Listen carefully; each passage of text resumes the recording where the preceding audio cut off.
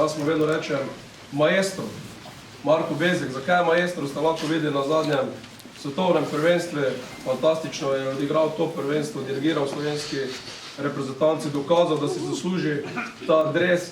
Tisto, kar pa je najvažnejše, pa včasih pozabljamo. Marsikateri športnik danes, ki je star 12, 13, 14, 15 let, je v katerem koli športi zaradi njega. In zato sem ob tej priložnosti lepo zahvaljujem, da je prišel med nas, da si je vzel toliko časa, kljub temu natrpanemu urniku. Mislim, da ti zdaj, Marko, ni žal, potem, kaj si doživel v Trdnjavi, Kardeh, tu v Grajski pristavi.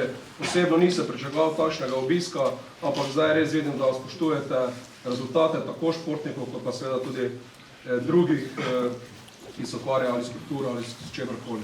Pa da ne bom predolg, gospod župan, lepo prosim za takšno besedo čez vašo. Na začetku rekla pozdravljene v tem trenutku in v tem času najslavnejši občan občine Ormož.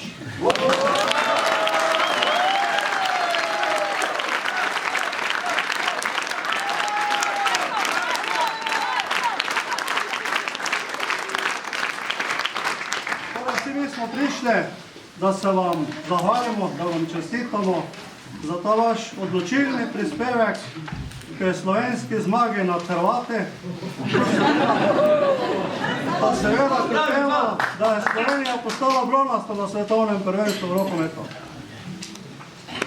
Upam in želim si, in tudi tako bo, da bo ta vaš zgled tukaj v Ormožu pustil še naprej velike posledice, da se bodo ti mladi nadebudneži, ki so vas danes že sprejeli na Ormoški gimnaziji, ti, ki so danes tukaj, tako fantje kot punce, udejstvovali v tem športu in da bo seveda Ormož še naprej v slovenskem prostoru in tudi širše prepoznan skozi rokomet.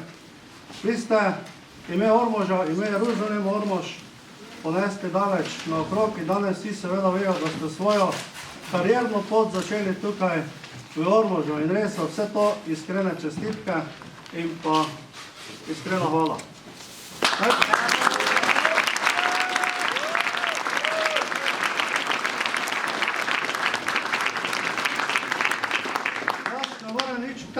Še dodati, kar se je v teh dneh že povedalo v celi Sloveniji in tako dalje.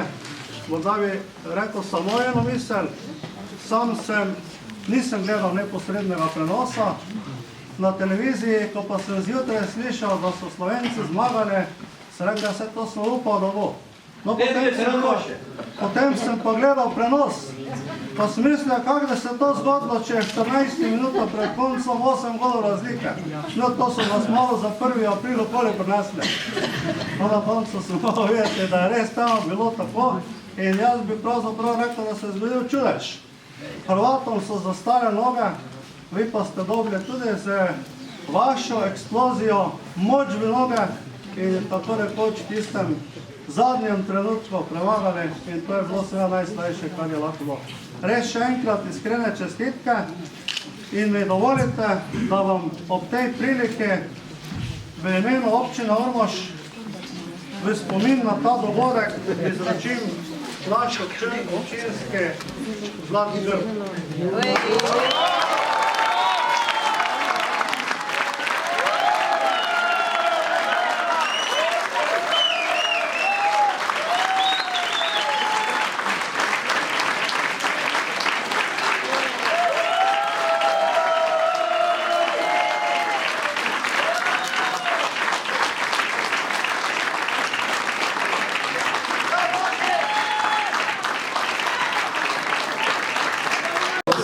Čas, ne?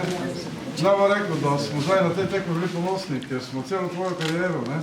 Posebej smo ponosni, da nikoli nisi pozabil, od kje izhajaš in mi glede na to, ko si bil v Velenju, zdaj v Magdeburgu, prosti čas si bil na naših taborih, kakvi dres dal, naših otrokom, pa seveda s tabo smo trpeli, ko smo mislili, da moraš igrati, verjetno tudi ti, ne? Mi smo toliko bolj skičeni pa ponosni, da smo na koncu pokazali, da si.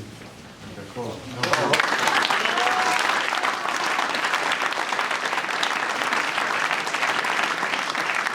Vročim najboljšo penino iz Ljutomersko-Komniških goric, katero poklanja družba PNTF Jeruzalem Ormož. Najboljši rokometaš, najboljša penina. Hvala vam.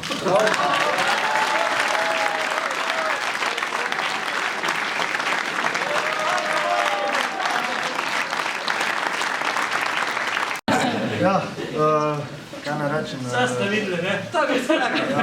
Najprej bi se rad zahvalil za vse, za ta sprejem, gospodu županu, vsem vam, ki ste sem prišli, lepo vas je videti v takem številu tu.